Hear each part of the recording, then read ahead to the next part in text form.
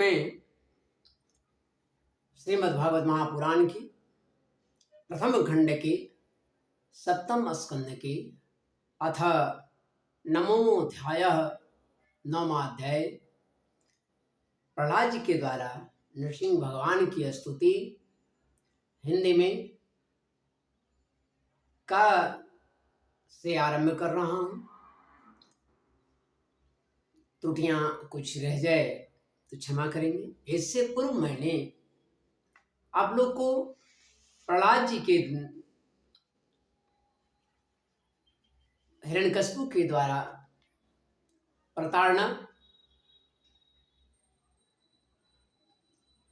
गुरुओं के द्वारा उलाहना, हिरण्यकशिपु के द्वारा उनके गुरुओं को दंडित यानी डांटना और आगे चलकर प्रहलाद जी का असुर बालकों को उपदेश जो कि नारद जी ने किया था गर्भकाल में, इन सभी को बताते हुए मैंने ये बतलाया कि हिरण्यकशिपु की स्थिति क्या हुई। नृसिंह भगवान का प्रादुर्भाव हुआ जिसमें हिरण्यकशिपु मारा गया है। अब जो मैं आप लोग को बताने जा रहा हूँ वह है अति ही दिव्य, अति ही सुंदर, अति ही अलौकिक भगवान नरसिंह रूप में जब प्रभु अवतरित हुए हैं, प्रादुर्भाव हुआ है, तो भक्तराज प्रहलाद जी के द्वारा बड़ा ही सुंदर स्तुति है जिसका मैं वर्णन करने जा रहा हूँ हिंदी में। पुनः उसे संस्कृत में मैं दूंगा। त्रुटियों के लिए मैं क्षमा चाहूँगा। मैं एक श्लोक से भगवान का स्तुति करता हूँ जो कभी गजेंद्र ने किया था। मैं भी उसी भाव से युक्त होकर के श्री हरि भगवान नारायण का स्तुति करना चाहता हूँ। मेरी अपराध क्षमा करे भगवान, क्योंकि मैं कोई विद्वान नहीं, मैं अल्प बुद्धि वाला एक ब्राह्मण। जब तक नियम व्रत संयम आदि मैं नहीं जानता, मैं सिर्फ इतना ही जानता हूँ कि तू मुझ में है, मैं तुझ में हूँ, मैं इसके आगे क्या कहूँ। बाकी संभालना तुम्हारा काम है, मेरी भाव को तुम जानते हो। अतः मेरी कोई भूल अगर अज्ञानता बस, मूर्खता बस अगर हो जाए तो क्षमा करना।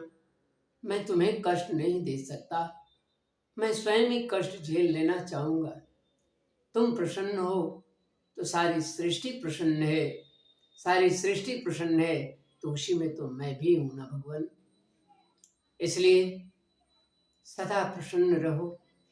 मैं आगे से पीछे से ऊपर से नीचे से दाएं से बाएं से दसों दिशाओं से उस शून्य से जहां आप विद्यमान हैं, इस पुत्र का प्रणाम स्वीकार करें। तमक्षरं ब्रह्म परं परेशम् अव्यक्तमाध्यात्मिकयोगगम्यम् अतीन्द्रियं सूक्ष्ममिवातिदूरम् अनन्तमाद्यं परिपूर्णमीडे अनन्तमाद्यं परिपूर्णमीडे। बोलिए श्री लक्ष्मी नारायण भगवान की जय। राधा रमण बिहारी लाल कृष्णचंद्र की जय। आद्य शक्ति की जय। नारद जी युधिष्ठिर से बतला रहे हैं, जब इस प्रकार हिरण्यकशिपु मारा गया और प्रहलाद वहां हाथ जोड़े खड़े हैं, तो उस समय ब्रह्मा आदि देवता क्या जो संग विहारिणी हैं महारानी महादेवी लक्ष्मी जी, वो भी उनके पास नहीं जा सके, उनकी हिम्मत नहीं हुई उस विकराल स्वरूप को देखकर। तब ब्रह्मा जी कहते हैं, उससे पहले नारद जी ने युधिष्ठिर से कहा कि इस प्रकार ब्रह्मा शंकर आदि सभी देवगण नरसिंह भगवान के क्रोधावेश को शांत नहीं कर सके और न उनके पास जा सके। किसी को उनका ओर छोर नहीं दिखता था। देवताओं ने उन्हें शांत करने के लिए स्वयं फिर लक्ष्मी जी को भेजा, और जब महालक्ष्मी जी भगवान के पास पहुंचे हैं तो उनकी वह विकराल रूप, अद्भुत रूप को देख करके वह भयभीत हो गई और भयवश उनके पास जा नहीं सकी। उन्होंने ऐसा अनूठा रूप, इतने भगवान का आविर्भाव हुआ है, प्रादुर्भाव हुआ है, लेकिन ऐसा रूप महालक्ष्मी जी ने नहीं देखा था। बड़ा ही विकराल था, न कभी उन्होंने देखा था न कभी सुना था। तब ब्रह्मा जी ने अपने पास खड़े भक्तराज प्रहलाद को यह कहकर भेजा कि बेटा, तुम्हारे पिता पर ही तो भगवान कुपित हुए थे, अब तुम ही उनके पास जाकर उन्हें शांत करो। भगवान के परम प्रेमी प्रहलाद जी ब्रह्मा जी की आज्ञा मानते हैं और उन कहते हैं जो आज्ञा, कह करके और धीरे से भगवान के पास जाकर के हाथ जोड़ करके साष्टांग लेट गए पृथ्वी पर। नरसिंह भगवान ने देखा कि एक नन्हा सा बालक मेरे चरणों के पास लौट रहा है, पड़ा हुआ है।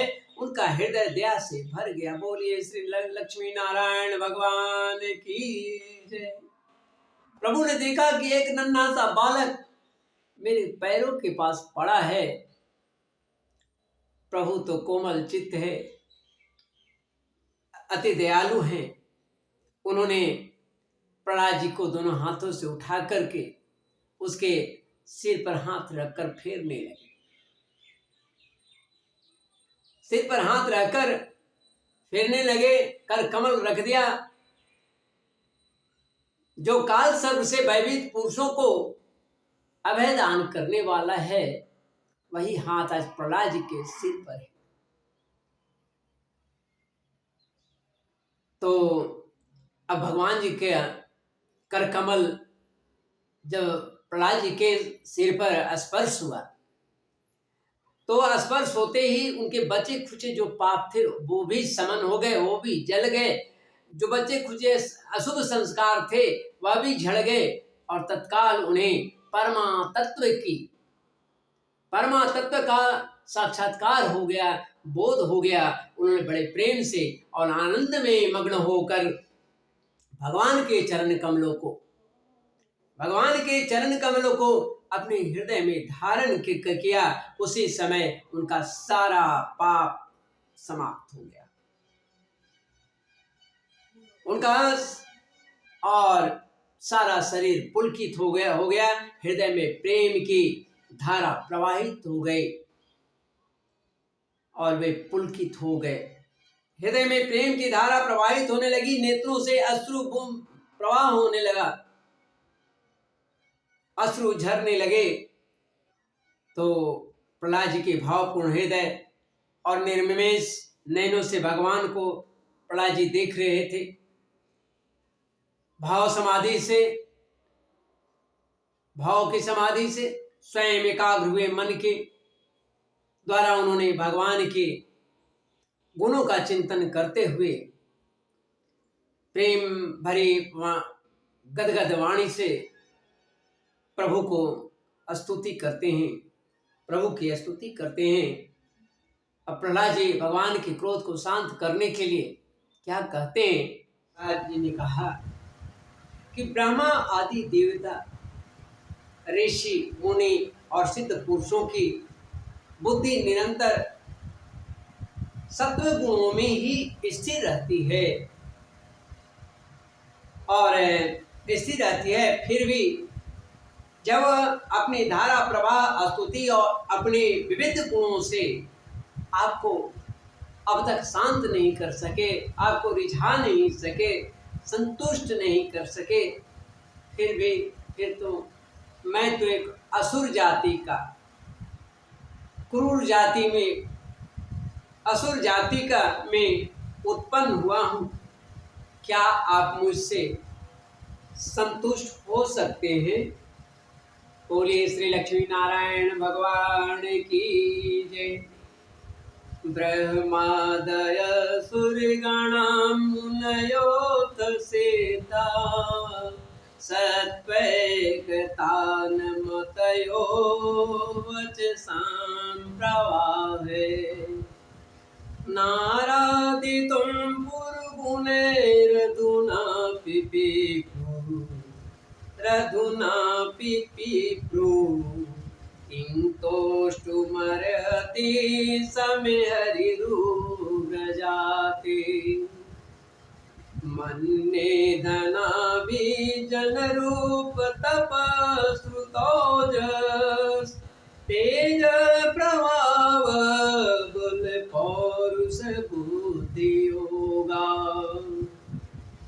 नाराधनाय हि भवन्ति परस्य पुंसो भक्त्या तुतोष भगवान् गजयुत्पाय। मैं समझता हूँ कि धन, कुलीनता, रूप, तप, विद्या, तेज, ओज, प्रभाव, बल, पौरुष, बुद्धि और जो ये सभी गुण परम पुरुष भगवान को संतुष्ट करने में समर्थ नहीं है, परंतु भक्ति से तो भगवान गजेंद्र पर भी संतुष्ट हो गए थे। बोलिए श्री राधा रमण बिहारी लाल कृष्ण चंद्र भगवान की जय। मेरी समझ से एक श्लोक है ब्राह्मण के लिए। विप्राद्विसंगुणयुतादरविंद्र नाभ पादारविंद विमुखात् वपचं वरिष्ठं मन्ये तदर्पितमनुवचने हितार्थ प्राणं पुनाति सकुलं न तो भूरिमाणम्। मेरी समझ से इस 12 गुणों से जो पीछे मैंने बतलाया आपको, इन 12 गुणों से युक्त ब्राह्मण भी यदि भगवान कमलनाभ के चरण कमलों से विमुख हो तो उससे वह चंडाल श्रेष्ठ है। वो चंडाल श्रेष्ठ है जिसने अपने मन, वचन, कर्म, धन और प्राण भगवान के चरणों में समर्पित कर रखे। क्योंकि वह चंडाल तो अपने कुल तक को पवित्र कर देता है और बड़प्पन का ईमान रखने वाला वह ब्राह्मण अपने को भी पवित्र नहीं कर सकता है। छोटा समय में ही कुल तक की बात, और ब्राह्मण स्वयं को भी पवित्र नहीं कर सकता है।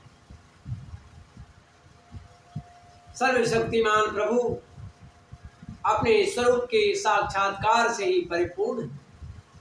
उन्हें अपने लिए क्षुद्र पुरुषों से पूजा ग्रहण करने की भी आवश्यकता नहीं है। वे करुणावशी भोले भक्तों के हित के लिए उनके द्वारा की हुई पूजा स्वीकार करते हैं। उनको फल फूल ही प्रिय है। उन्हें जो श्रद्धाहीन मेवा मिष्टान है उससे उनको कोई मतलब नहीं है। श्रद्धा से युक्त केवल एक बेलपत्र ही उनको प्रिय है। एक तुलसी पत्र ही प्रिय है, एक पुष्प ही प्रिय है। जैसे अपने मुख का सौंदर्य दर्पण में दिखने वाले प्रतिबिंब को भी, उस प्रतिबिंब को भी सुंदर बना देता है, वैसे ही भक्त भगवान के प्रति जो सम्मान प्रकट करता है वह घूम के उसे ही मिलता है, उसी भक्त को ही प्राप्त हो जाता है। वह इसीलिए सर्वथा अयोग्य और अनाधिकारी होने पर भी मैं बिना किसी शंका के अपनी बुद्धि के अनुसार सब प्रकार से भगवान की महिमा का वर्णन कर रहा हूँ।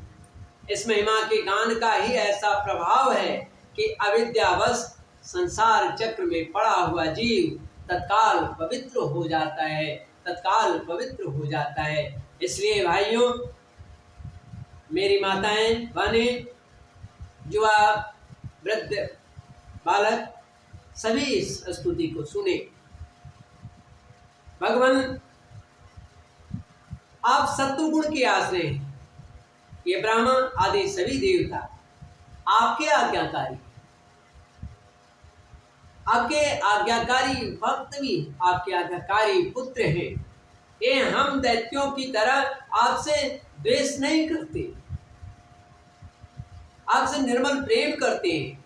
हे प्रभु, आप बड़े बड़े सुंदर सुंदर अवतार ग्रहण करके इस जगत के कल्याण एवं अद्भुत अभ्युदय के लिए तथा उसे आत्मानंद की प्राप्ति कराने के लिए अनेकों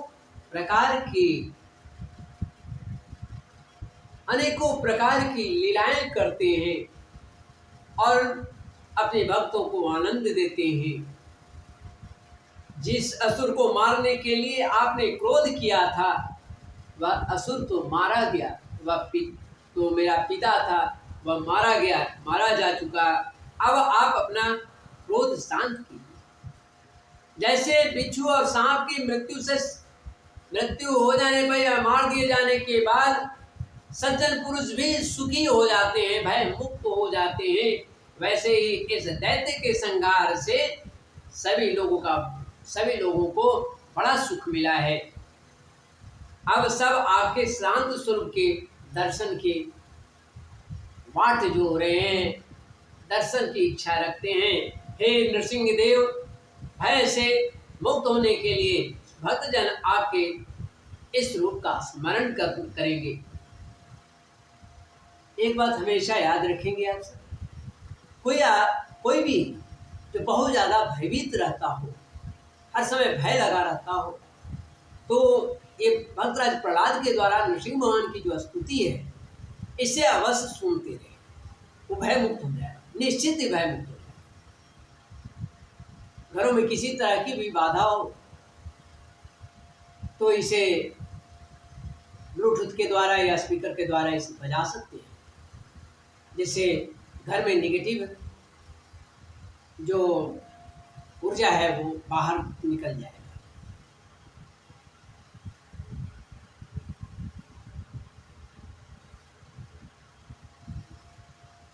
प्रहलाद जी आगे कहते हैं कि हे महात्मन, हे परमात्मन, आपका मुख बड़ा ही भयानक है, आपकी जीभ लपलपा रही है, आंखें सूर्य के समान हैं, भौहें चढ़े हुए हैं, बड़ी पैनी डाढ़े हैं, आंतों की माला खून से लथपथ, गर्दन के बाल बच्चे की तरह सीधे खड़े कान और दिग्गजों को भी भयभीत कर देने वाला आपका यह सिंहनाद एवं शत्रुओं को फाड़ डालने वाले आपके नखों को देखकर मैं तो तनिक भी भयभीत नहीं हुआ हूँ।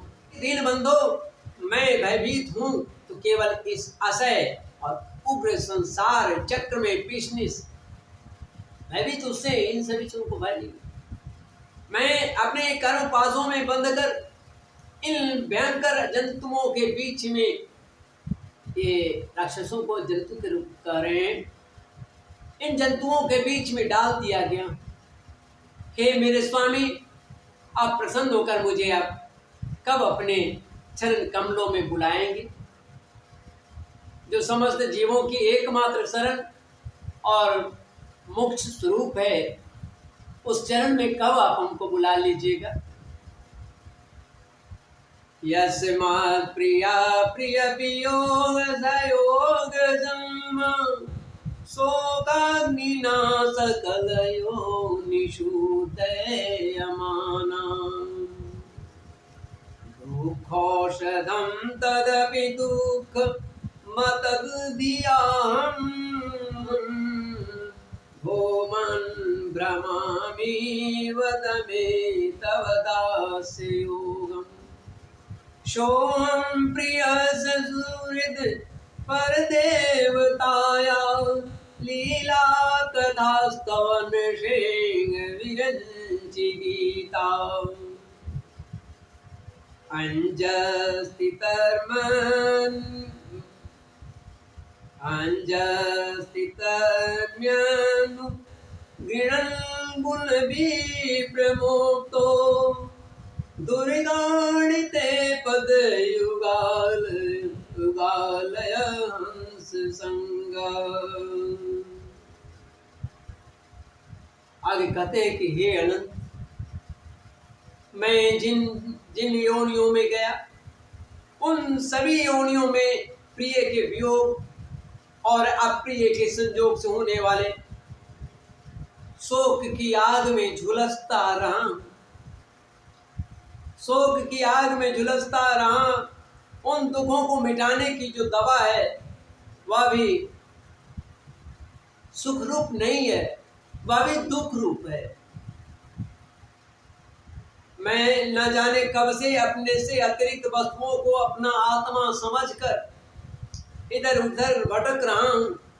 अब आप ऐसा साधन बतलाइए कि आपकी सेवा भक्ति प्राप्त कर सके। हे प्रभु, हे दीनबंधु, हे भगवान, आप हमारे प्रिय हैं, अहेतुक हितैषी सुहृद हैं। आप ही वास्तव में सबके मनोरथों को पूर्ण करने वाले हैं। आप ही वास्तव में सबके प्रारब्ध हैं। मैं ब्रह्मा जी के द्वारा गाई हुई आपकी लीला कथाओं का गान करता हुआ बड़ी सुगमता से रागादि प्राकृत गुणों से मुक्त होकर इस संसार की कठिनाइयों को फिर पार कर जाऊंगा। लेकिन आप सहारा देंगे तब न, क्योंकि आपके चरण जुगलों में रहने वाले भक्त जो परमहंस महात्माओं का संग तो मुझे मिलता ही रहेगा, इसलिए मैं पार कर जाऊंगा। हे भगवान नरसिंह, इस लोक में दुखी जीवों का दुख मिटाने के लिए जो उपाय माना जाता है वह आपकी उपेक्षा करने पर एक क्षण के लिए ही होता है। यहाँ तक कि माँ बाप बालक की रक्षा नहीं कर सकते। औषधि रोग नहीं मिटा सकता। क्षण भर के लिए भले वह लगे कि ठीक है, लेकिन ठीक हो जाता है। और समुद्र में डूबते हुए नौका नहीं बचा सकती। समुद्र में डूबते हुए को नौका नहीं बचा सकती जब तक कि आपकी कृपा न हो जाए। सत्वादि गुणों के कारण भिन्न भिन्न स्वभाव के जितने भी ब्रह्मादि श्रेष्ठ और कालादि कनिष्ठ करता हैं, उनको प्रेरित करने वाले भी आप ही तो हैं। आप हैं, आप ही हैं। वे आपकी प्रेरणा से जिस आधार में स्थित होकर, जिस निमित्त से, जिन मिट्टी आदि उपकरणों से, जिस समय जिन साधनों के द्वारा, जिस अदृष्ट आदि की सहायता से, जिस प्रयोजन के उद्देश्य से, जिस विधि से और जो कुछ उत्पन्न करते हैं या रूपांतरित करते हैं, रचते हैं, वे सब और वह सब आपका ही स्वरूप है, आप ही हैं। माया मन सृजति कर्ममयं बलीय कालेन चोदित गुणानुमतेन पुंसा छन्दोमयं यदजयार्पितं षोडसारं संसार चक्रमज को